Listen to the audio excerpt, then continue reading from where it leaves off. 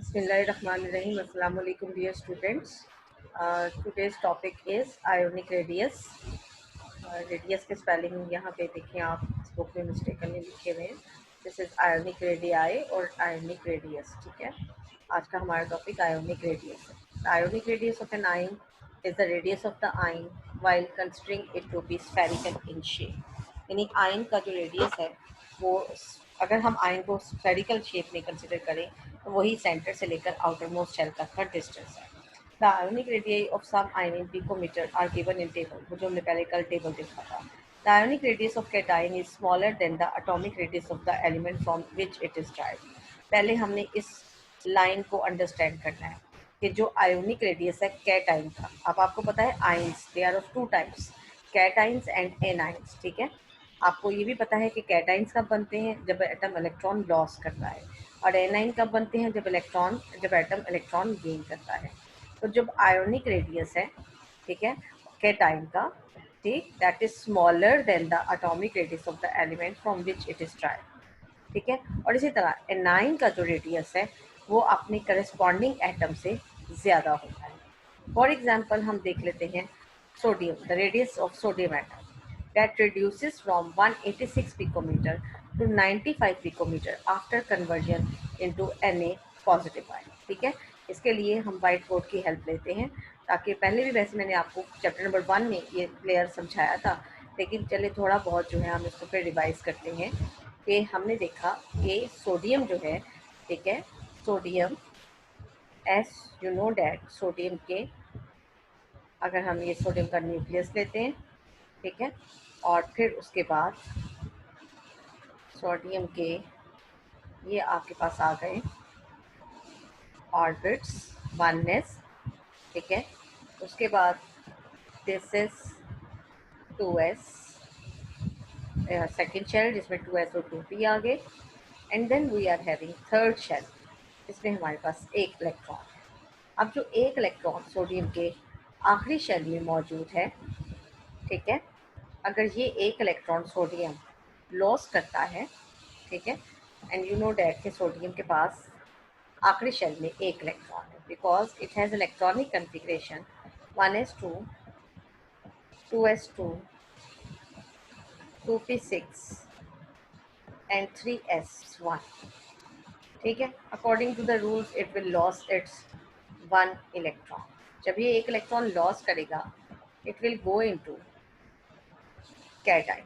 ठीक है, अब आपके पास जो कैटाइन बनेगा, ठीक है, इस कैटाइन में हमारे पास सिर्फ दो शेल्स रह जाए. ऐसा ही है, automatically you will see over hair that ये कैटाइन बन गया. किसका? सोडियम का.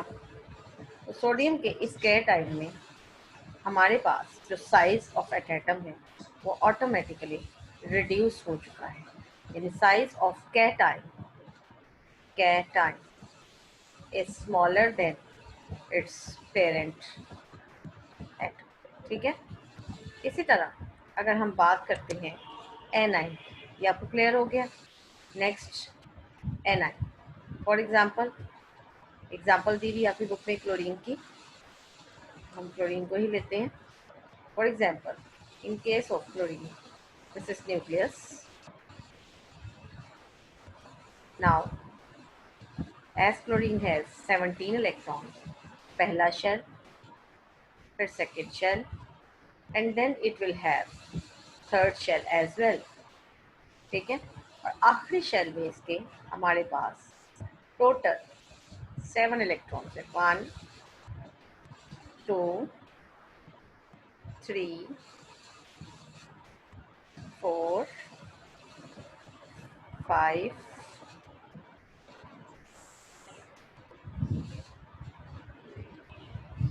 6 एंड नाउ 7. तो इसके 7 इलेक्ट्रॉन्स हैं सोडियम क्लोरीन के. ठीक है, कौन सा आइटम है हमारे पास? Cl. Now Cl has tendency to accept one electron. अगर वही इलेक्ट्रॉन जो सोडियम ने लॉस किया है क्लोरीन एक्सेप्ट करती है, ठीक है, तो फिर एक और इलेक्ट्रॉन क्लोरीन के एटम में ऐड हो जाएगा उसी शेल में जो कि आखिरी शेल है, जिसे आप M शेल कहते हो या N = 3 कहते हैं। जब एक और इलेक्ट्रॉन इसमें ऐड हो जाएगा तो क्लोरीन के 17 प्रोटॉन यानी न्यूक्लियाई को 17 इलेक्ट्रॉन है एक न्यूट्रल एटम में, लेकिन जैसे ही इसके अंदर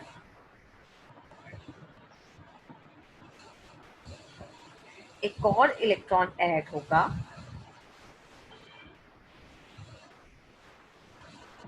इसका साइज ऑटोमेटिकली इंक्रीज होगा। वो क्यों इंक्रीज होगा? इसलिए क्योंकि इसके अंदर आखिरी शेल में एक इलेक्ट्रॉन का इजाफा हो गया है। वो जो एक इलेक्ट्रॉन इसके आखिरी शेल में, पहले 7 इलेक्ट्रॉन्स थे, ठीक है, वो जो एक इलेक्ट्रॉन 4, 5, 6, 7, वो जो आखिरी इलेक्ट्रॉन इसमें एंटर हुआ है जो कि सोडियम ने दिया था, ठीक है, इसके आने की वजह से हमारे पास क्लोरीन में जो रेशो है प्रोटॉन और इलेक्ट्रॉन की वो चेंज हो गई है। प्रोटॉन 17 ही है बट इलेक्ट्रॉन्स 18 है, ठीक है। इन 18 इलेक्ट्रॉन यानी 8 इलेक्ट्रॉन्स की आउटर मोस्ट शेल में आने की वजह से इट विल गेट एक इलेक्ट्रॉन एक्स्ट्रा आया, it will become an anion. इस एनाइन के बनने पर जो रिपल्सिव फोर्सेस हैं between these outermost shell electron वो इंक्रीज हो गई हैं, जिससे ये शेल साइज इंक्रीज हो गया। So we can say that the size of anion is greater than the size of parent atom।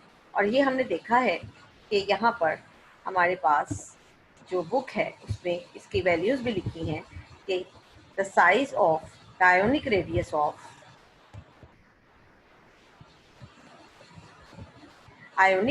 Of chloride ion increases from 99 picometer to 181। इसी तरह सोडियम के लिए भी साइजेस लिखे हुए हैं। ये साइजेस आपने एमसीक्यूज के हवाले से लर्न करनी है। The cationic radius decreases with the increase in effective nuclear charge on the ion. अब ये है कि अगर एक से ज़्यादा इलेक्ट्रॉन एक एटम लॉस करता है तो उतना ही इफेक्टिव न्यूक्लियर चार्ज बढ़ता जाता है, जिससे साइज ऑफ कैटायन जो है वो मज़ीद डिक्रीज हो सकता है।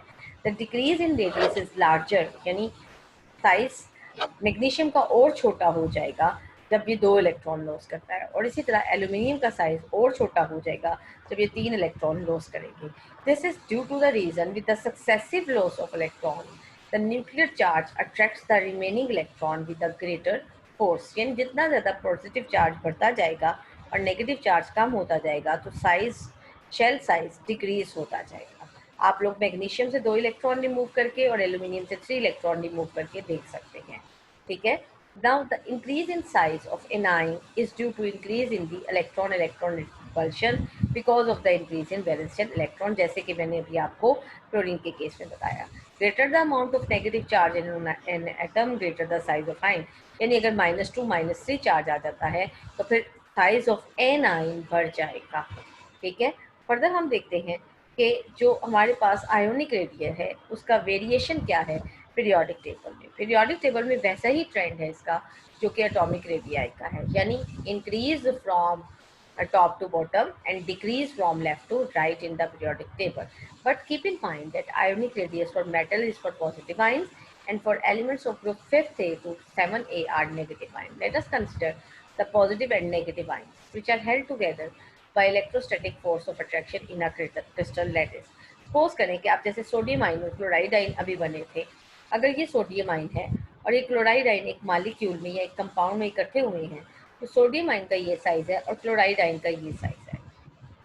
अगर हम देखें तो यहाँ पर हमारे पास जो नेगेटिव आयन का रेडियस है वो यहाँ से लेकर यहाँ तक है, जैसे कि यहाँ पर शो किया गया है, और इसी तरह जो क्लोराइड पॉजिटिव आयन है उसका साइज रेडियस ये है। अगर हम इन दोनों को R+ और R नेगेटिव को कंबाइन करें तो it will be equal to the bond length between these two ions, ठीक है। इसका कहता है कि आयोनिक रेडियस एक एडिटिव प्रॉपर्टी है। सपोज कहता है कि आपके पास एक नेगेटिव और एक पॉजिटिव आयन है जो कि इलेक्ट्रोस्टैटिक फोर्स ऑफ अट्रैक्शन से आपस में एक क्रिस्टल लैटिस में जुड़े हुए हैं, जैसे कि हमने आयोनिक कंपाउंड के बारे में आपको बताया हुआ है। R+ and R negative are the values of cation and anionic radius respectively। अब क्या है R क्या है? This is the inter ionic distance, यानी वही बात bond length capital R in a crystal lattice will be equal to the sum of cationic radius यानी radius plus और आर प्लस और आर माइनस को, यानी दोनों रेडियाई को जब हम ऐड करें तो बॉन्ड लेंथ निकल आएगी। सपोज करें इन case of potassium chloride, potassium ion और क्लोराइड आयन ये जब आपस में कंबाइन करेंगे पोटाशियम क्लोराइड का सॉल्ट बनेगा KCl। अब इस KCl में अगर हम पोटाशियम आयन और क्लोराइड आयन के साइजेस को देखें तो टोटल बॉन्ड लेंथ 314 पिकोमीटर आती है, जिसमें 133 picometer was the bond length of potassium ion and 181 was for chloride ion. जब हम पोटाशियम के दूसरे सॉल्ट्स में देखते हैं तो ऑलमोस्ट यही बॉन्ड लेंथ रेडियस जो है वो पोटाशियम का हमारे सामने आता है। इस तरह अगर हमें किसी भी दो आयन्स के दरमियान बॉन्ड लेंथ मालूम हो और एक आयन का साइज मालूम हो तो हम दूसरे आयन का size whether it will B negative और पॉजिटिव वो कैलकुलेट कर सकते हैं। ठीक है, इट इज़ वेरी सिंपल कि हमारे पास अगर बॉन्ड लेंथ है और किसी एक आयन का साइज मौजूद है तो हम दूसरे आयन का साइज कैलकुलेट कर सकते हैं। That's why it is called as an additive property. Now what is covalent radii? Obviously नाम से इंडिकेट है कि कोवेलेंट रेडियस उन मॉलिक्यूल्स में हम कैलकुलेट करेंगे जो कि कोवेलेंटली बॉन्डेड होंगे, जैसे फॉर एग्जांपल हाइड्रोजन। अब हमने हाइड्रोजन का केस शुरू में भी चैप्टर के स्टार्ट में पढ़ा था कि हाइड्रोजन की जो टोटल बॉन्ड लेंथ है वो 75.4 पिकोमीटर है। As we you can see over here कि ये हाइड्रोजन का मॉलिक्यूल है जिसमें दो हाइड्रोजन एटम 75 पिकोमीटर 75.4 पिकोमीटर के डिस्टेंस पर एक दूसरे से मौजूद हैं। अगर हम इस डिस्टेंस का हाफ लेंगे तो that will be the one radii contributed one by one hydrogen atom. तो कहते हैं जब कभी हमारे पास दो सिमिलर एटम्स के दरमियान बॉन्ड बना हो तो हम आसानी से हाफ द बॉन्ड लेंथ लेकर radius of an atom calculate कर सकते हैं। मसलन हाइड्रोजन के केस में, हाइड्रोजन मॉलिक्यूल के केस में हमारे पास जो बॉन्ड लेंथ है वो 75.4 पिकोमीटर है। अगर हम इसका हाफ करें तो it will be 37.7 picometer which will be the atomic radius of one hydrogen atom. इसी चीज को इस्तेमाल करते हुए अगेन हमने देखा कि जो टोटल बॉन्ड लेंथ है R, this is equal to the atomic radius of both the atoms. And now if we know the bond length, if we know the atomic radius of any atom, then we can calculate the atomic radius of other atom. The covalent radius of an atom can be used to determine the covalent radius of an other atom. For example, the experimentally determined bond length of CCl in CH3Cl is 176.7 picometer. अब ये CH3Cl methyl chloride आपके पास एक compound है। अगर हम methyl chloride को draw करें तो मिथाइल क्लोराइड ऑलमोस्ट इस तरह का दिखता है। This is C, here H, ठीक है, इस तरफ भी एक H है, ये बन गया आपके पास मिथाइल ग्रुप। ठीक है, जबकि यहाँ पर हमारे पास है Cl। कहता है इसमें हमें ये बॉन्ड लेंथ नोन है CCl की। ठीक है, हमें जो बॉन्ड लेंथ नोन है वो है C और Cl की बॉन्ड लेंथ जो कि है R और इसकी वैल्यू है 176.7 पिकोमीटर। ठीक है, अब आपके पास एक रेडियस भी नोन है और वो रेडियस है आपके पास 99.4 picometer for which element? Chlorine atom. यानी इस टोटल बॉन्ड लेंथ में क्लोरीन का जो रेडियस है दैट इज 99.4 पिकोमीटर। तो अगर मैं 176.7 यानी टोटल बॉन्ड लेंथ से 99.4 पिकोमीटर माइनस कर दूँ तो फिर मेरे पास किसका रेडियस आ जाएगा? That will be the radius of carbon atom.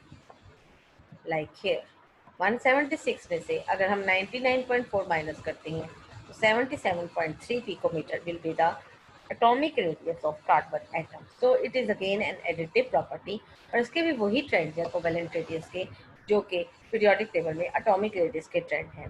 That is increases from top to bottom and decreases from left to right due to increase or decrease in nuclear charge and shell size. ठीक है, the variation of covalent radii, ये वही लिखा हुआ है। Since energy charge changes are involved in bond formation, so the thermodynamic properties of elements need to be discussed before understanding the chemical bond. अब वो जो thermodynamic properties हैं वो कौन कौन से हैं?